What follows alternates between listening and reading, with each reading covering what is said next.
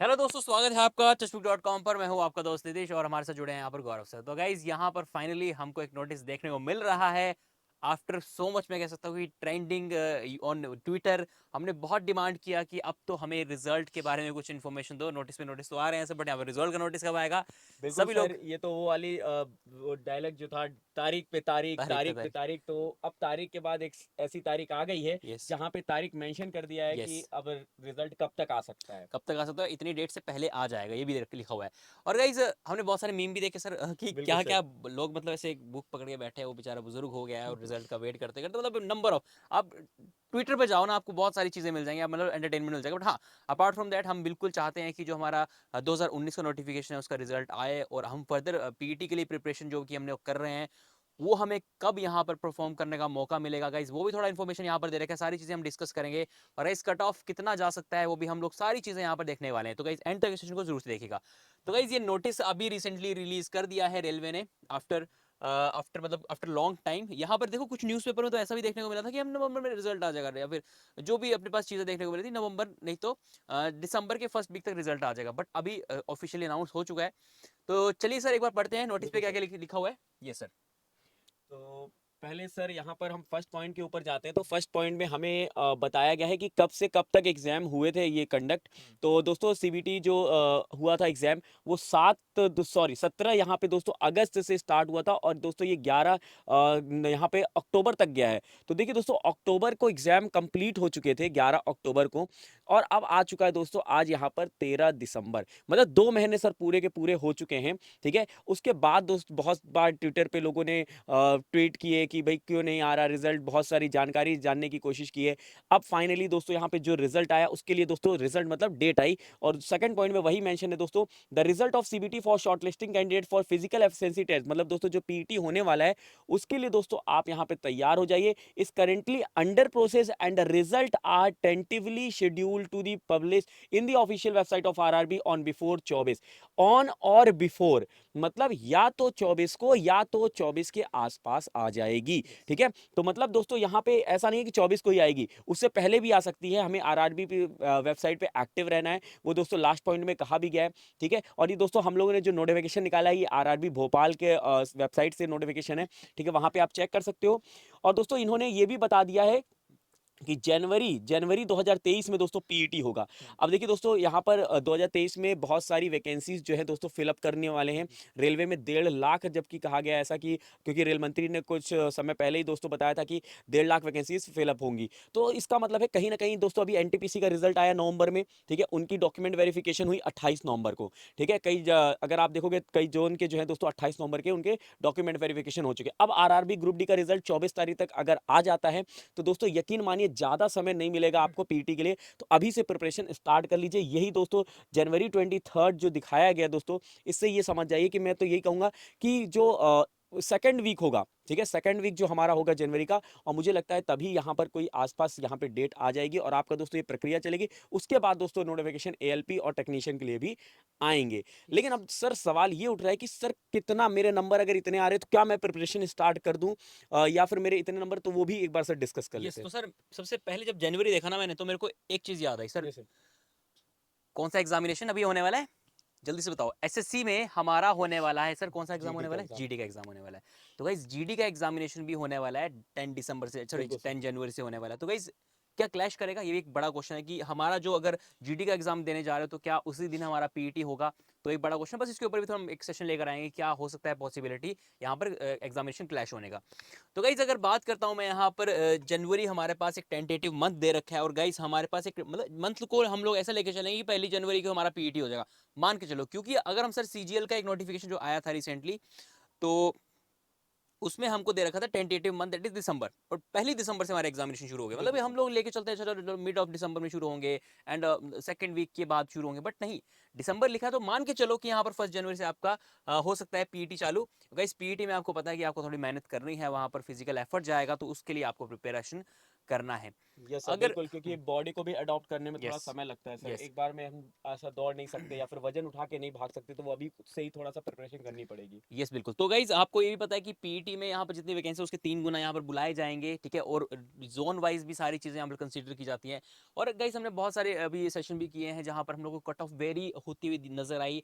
अगर मैं बात करूँ आंसर की से पहले, आंसर के बाद जो ऑब्जेक्शन उसके बाद क्या क्या चेंजेस देखने को मिले, ठीक है। फिर मैं बात करूँ यहाँ पर जो भी थ्रू आउट हमने सेशंस किए थे, यहाँ पर डेटा इकट्ठा किया था इतना सारा, ठीक है, आपके थ्रू फॉर्म सर्कुलेट करवाए थे, तो वो सारी चीज़ें ना अभी तक ऐसा है कि इनपुट्स अभी भी आते हैं सर। हमने भी लाइव लाइव कर रहे थे, यस इनफैक्ट बिल्कुल कि सर। बच्चे कह रहे थे कि सर हमारा अगर इतना आ रहा है, इतना अगर हमारा स्कोर आ रहा है, तो क्या हमको पीईटी की तैयारी करनी चाहिए।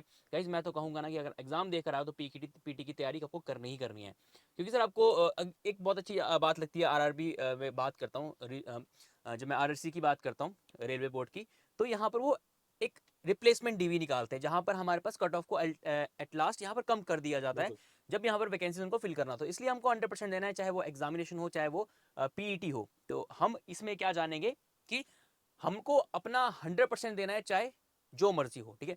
बाकी गाइज अगर मैं बात करता हूँ यहाँ पर ओवरऑल कट ऑफ के बारे में थोड़ा सा अगर डिस्कस करना चाहें तो एक बार मैं आपको पेज पे ले जाता हूँ, ठीक है।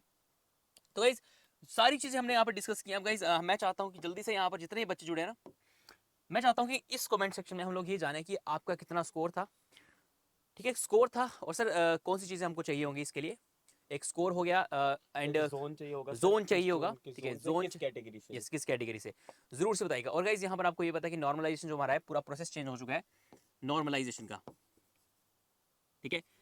नॉर्मलाइजेशन का प्रोसेस पूरा चेंज हो चुका है। वो क्या होगा अपने पास परसेंटाइल, ठीक है, परसेंटाइल नॉर्मलाइजेशन आएगा और वो आएगा शिफ्ट वाइज, ठीक है, वो क्या आएगा अपने पास शिफ्ट वाइज। अब बाकी देखते हैं कि जो शिफ्ट वाइज अपने पास डेटा है वो परसेंटेज में बताया जाएगा या फिर हमारे पास एक्चुअल नंबर में बताया जाएगा, ठीक है, वो भी पूरा शिफ्ट वाइज है। तो जैसे कि एक एवरेज परसेंटाइल क्या होगा उसके हिसाब से कैलकुलेशन है, मतलब बहुत ही ईजी सा फॉर्मेट यहाँ पर कर दिया नॉर्मलाइजेशन का।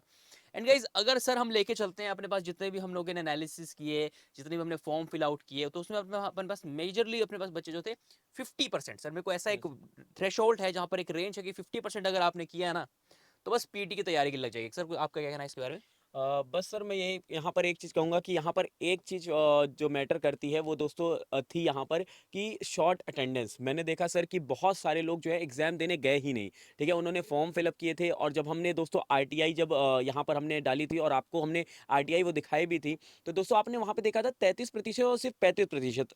तो यहाँ पर एक फैक्टर निकल कर आता है सर कि 33% और 35% जो अटेंडेंस हमने देखी थी, ठीक है, वो बहुत सारे जोन में ऐसे देखी गई थी, ठीक है। तो मतलब दोस्तों यहाँ पर कहीं ना कहीं जो है दोस्तों बहुत कम बच्चों ने दोस्तों पेपर दिए हैं, ठीक है। वैकेंसी ठीक ठाक है अपने पास, ठीक है। अब यहाँ पर दोस्तों मैटर क्या करता है, अगर आप यूआर को, ओबीसी को, या फिर एससी एसटी, या फिर दोस्तों आप यहाँ पर ईडब्ल्यूएस को बिलोंग करते हो और आपके नंबर जो है दोस्तों वो 65 के ऊपर आ रहे हैं, मैं सारे कैटेगरीज की बात कर रहा हूं दोस्तों, 65 के ऊपर आ रहे हैं, तो आप प्रिपरेशन स्टार्ट कर दीजिए। और दोस्तों अगर आप ओबीसी एससी एसटी से हो तब तो आप 100% कर लीजिए दोस्तों, 100%।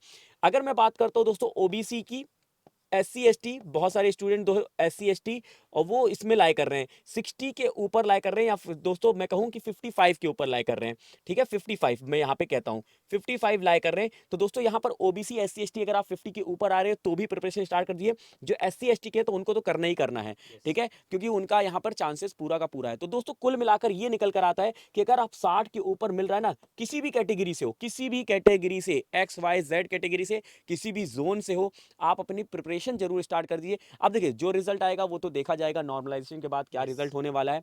जैसा सर ने भी कहा कि अगर आपने 50% से भी ज्यादा किया है तो आप यहाँ पर तैयारी शुरू कर दीजिए, क्योंकि थोड़ा समय लगेगा। और क्योंकि सर लास्ट टाइम मैंने कुछ बच्चों को देखा था जिन्होंने अपने आप को अंडर एस्टिमेट कर दिया, उनके नंबर आ रहे थे 63, क्योंकि लास्ट टाइम थोड़ा सा कट ऑफ भी ज्यादा गई थी। लेकिन कुछ जोन में उनको लगा कि हमारा भी नहीं निकलेगा, उन्होंने पीटी की प्रिपरेशन नहीं की, यस, यस, और बाद में जब रिजल्ट आया तो उनका पीटी वो मतलब रिटर्न जो है, मतलब जो सीबीटी वाला पार्ट था वो यस, निकल गया। अब वहां पर दोस्तों दिक्कत क्या आई, दौड़ में। वो यस, दौड़ अगर आप इसको क्वालिफाई नहीं करोगे ना दोस्तों, तो आपके कितने भी नंबर हो तो आप यहाँ पर नहीं परफॉर्म कर पाओगे अच्छा। यस, यस, दूसरी चीज क्या होती है ना सर, यहाँ पर मैं देखता हूँ जब कोई 90 नंबर ला रहा है या कोई 80 नंबर ला रहा है या कोई कितने भी नंबर ला रहा है, अगर जो ज्यादा नंबर ला रहा है सर उसका फिजिकल कमजोर होगा, क्योंकि वो पढ़ाई में बड़ा तेज है, यस, तभी वो नंबर ज्यादा लाया। पॉइंट है तो सर। अब यहाँ पर कौन अच्छा परफॉर्म कर सकता है, आप कर सकते हो। भले ही देखिए, एक मान लीजिए यहाँ पर नीतीश सर है, वो 70 नंबर लाए हैं, ठीक है, और यहाँ पर अगर मैं हूँ 60 नंबर लाया हूँ, ठीक है। अब देखिए दोस्तों, नीतीश सर यहाँ पे पढ़ने में बहुत तेज है फॉर एग्जाम्पल, तो 70 नंबर पे दोस्तों उन्होंने क्या किया, प्रिपरेशन वो तो उन्होंने कर ली थी, सीबीटी बड़े अच्छे से निकाल लिया। 60 नंबर पे दोस्तों मैंने क्या किया, क्वालिफाइंग वाला जो पीटी था उसको निकाल पाया, लेकिन यहाँ पर नीतीश सर अगर पीटी नहीं निकाल पाए तो उनके 70 नंबर धरे के धरे रह जाएंगे दोस्तों। तो इसका मतलब है दोस्तों कि आप अगर 60 नंबर भी ला रहे हो, पीटी में फोकस कर लीजिए, क्वालिफाई करोगे तो ही ये 60 नंबर काम में आएंगे, या 70 नंबर 75 नंबर जो भी आप ला रहे हो। तो पीटी इज इंपॉर्टेंट, क्वालिफाइंग है बट इंपॉर्टेंट है। यस, क्योंकि गाइस एग्जामिनेशन हो चुका है। अब देखो उसके बारे में सोच के क्या फायदा, जब हमने कर लिया है अपना 100% दिया था एग्जामिनेशन में, अब आपके पास क्या है, अगला स्टेप जो है उसका प्रिपरेशन करो स्टार्ट, क्योंकि गाइस टाइम बहुत कम रह गया। दिसंबर चल रहा है, दिसंबर निकल जाएगा पता नहीं चलेगा। सर आज तो हो गई हमारी 13 तारीख, बिल्कुल सर। मतलब मान लो कि आधा महीना खत्म हो गया भाई, आधा महीने में वो भी पता नहीं चलेगा कैसे चल जाएगा। बस दिसंबर में, दिसंबर खत्म हुआ, जनवरी में आ गया पीटी। तो अभी से आपको प्रिपरेशन करना है, सुबह शाम दिन एक रात कर, मतलब दिन कह सकते हैं कि दिन और रात एक कर लीजिए, ताकि आप अपना 100% देके प्रिपरेशन करो। बाकी ऐसा नहीं कहूंगा कि यहाँ पर पूरा दिन दौड़ते रहो, ठीक है, पढ़ाई भी करनी है और यहाँ पर बाकी चीज़ों बिल्कुल के ऊपर सर। फिजिकली भी आपको स्ट्रॉन्ग होना है, क्योंकि आरपीएफ हो जाए, एएलपी हो जाए, इनके भी नोटिफिकेशन जल्दी देखने को मिलेंगे गाइज आपको। तो गाइज अगर आपको लगता है ना कि हम लोगों का एज निकल जाएगा, तो वो फैक्टर भी अपनों को नहीं कंसीडर करना है। जब आप प्रिपरेशन कर रहे हो तो ऐसे प्रिपरेशन करो कि इस बार हमको एग्जामिनेशन निकालना ही निकालना है, चाहे जो सा भी एग्जामिनेशन हो। Yes sir. तो बस यही कहूंगा दोस्तों कि इसको जो बिल्कुल सही सर ने कहा कि जो भी एग्जाम आप दे रहे हो, लास्ट अटेम्प्ट दोस्तों समझ के दीजिए कि ये मेरा आखिरी अटेम्प्ट है, इसमें मुझे सिलेक्शन ले लेना है, इसके बाद कोई भी नहीं सिलेक्शन लेना। तो दोस्तों यहाँ पर इस हिसाब से अगर आप पढ़ोगे ना, तो आपका पहला भी अगर वो दोस्तों चांस होगा तो भी आप सिलेक्ट हो जाओगे, क्योंकि आप उस माइंडसेट से प्रिपरेशन कर रहे हो कि यही मेरा लास्ट सिलेक्शन वाला प्रोसेस है और मेरे को इसको चाहिए ही चाहिए।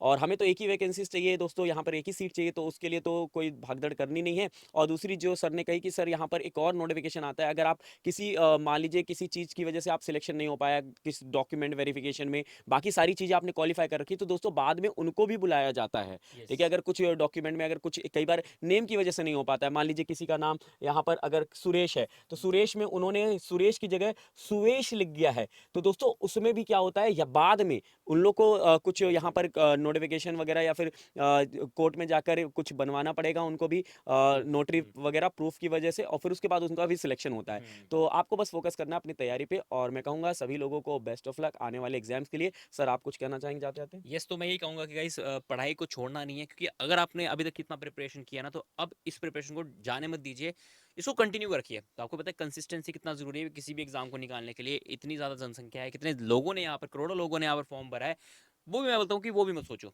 हमको बस 100% देना है, आपका एग्जाम जरूर से निकलेगा यहाँ पर। बाकी आपने सर ने आपको सारी चीज़ें बता ही दी हैं, ठीक है। पिछली बार का कट ऑफ ज़्यादा गया था, यहाँ पर नॉर्मलाइजेशन का मेथड बिल्कुल चेंज हो चुका है, तो इस बार क्लियर पिक्चर होगा, बिल्कुल क्लियर पिक्चर होगा इस बार शिफ्ट वाइज, कितने अच्छा परफॉर्म किया है, किसने अच्छा परफॉर्म नहीं किया है। तो गाइस करते हैं अभी सेशन को यहीं एंड, और मिलेंगे अपने अगले आने सेशन में। All the best for PET, तैयारी करिए, नोटिस डेट्स वगैरह सब कुछ आ चुका है। चलिए guys, bye bye and take care, मिलते हैं अपने अगले आने वाले सेशन में।